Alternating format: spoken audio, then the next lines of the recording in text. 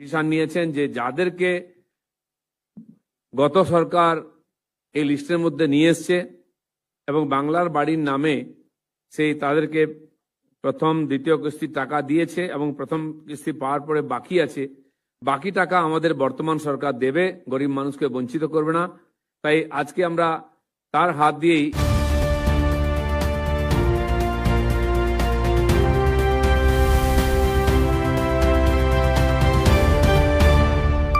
হাজার আবাস যোজনার যারা সুবিধাপ্রাপ্ত তাদের অ্যাকাউন্টে দ্বিতীয় কিস্তির টাকা আমরা পৌঁছে দেব। আগের সরকার বাংলার বাড়ি নাম দিয়ে 30 লাখ লোকের নামে লিস্ট বানিয়েছিল এবং 12 লাখ লোক তার মধ্যে পুরো টাকা পেয়ে গেছেন 1,20,000 এবং তাদের বাড়ি সম্পূর্ণ হয়ে গেছে।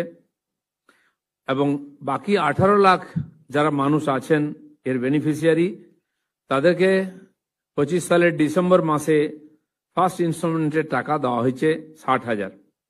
আর তারপরে প্রায় 8 মাস ধরে তারা কোনো টাকা পাননি, তাদের বাড়ি অসম্পূর্ণ আছে। তাই আমাদের মাননীয় মুখ্যমন্ত্রীর নেতৃত্বে সরকার ডিসিশন নিয়েছে যে তাদের বাকি টাকা আমরা দিয়ে দেব। তার মধ্যে 10,20,000 লোক আজকে তাদের দ্বিতীয় কিস্তির টাকা পাবেন। বাকি 8 লাখ যে বাড়ি, সে বাড়ি এখনো রিভিউ হয়ে তার পুরো রিপোর্ট আমাদের কাছে আসেনি, সেটা এলেও তারাও বাকি দ্বিতীয় কিস্তির টাকা পেয়ে যাবেন। এর মধ্যে 30 লাখ লোকের যে লিস্ট যারা টাকা পেয়েছেন, তার মধ্যে 12,500 লোক এরকম আছেন যারা এই টাকা পাওয়ার অযোগ্য, বেআইনিভাবে তারা এই টাকা নিয়েছেন। সেজন্য তাদের বিরুদ্ধে আমরা ব্যবস্থা নিচ্ছি, আরো ইনকোয়ারি চলছে। 12,000 লোকের মধ্যে আমরা সেই টাকা ফেরত নেওয়ার জন্য ব্যবস্থা শুরু করেছি এবং 1,000 লোকের কাছ থেকে টাকা রিকভারি শুরু হয়ে গেছে। বাকিদেরকেও নোটিশ দেওয়া হয়েছে, তাদের কাছ থেকে আমরা এই যে অবৈধভাবে যারা টাকা নিয়েছেন সেই টাকা ফেরত চাইছি। এছাড়াও SIR যে 91 লক্ষ ভোটার বাদ গেছেন, যারা অবৈধ ভোটার ছিলেন, তাদের মধ্যে 57,000 লোক এরকম আছেন যারা আবাস যোজনার বাড়ির সুবিধা পেয়েছেন। এই লিস্টে যাদের নাম আছে, সেই 57,000 নামও এই লিস্টের থেকে বাদ যাবে, তারাও এই বাড়ি পাওয়ার অযোগ্য।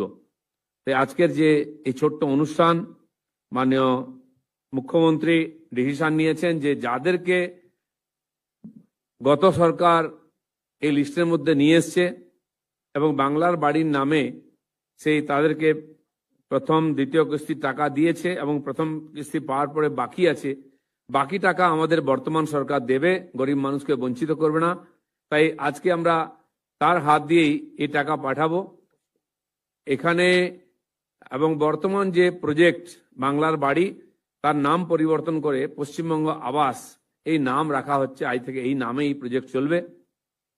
আজকে কিছু বেনিফিশিয়ারিকে এখানে ডাকা হয়েছে, তাদের হাতে মাননীয় মুখ্যমন্ত্রী চেক তুলে দেবেন এবং যেই পদ্ধতিতে এতদিন তারা সুবিধা পেয়ে এসছেন, বাকি সমস্ত এই 10,20,000 মানুষ আর আজকেই অনলাইনে তাদের টাকা ব্যাংকে পেয়ে যাবেন।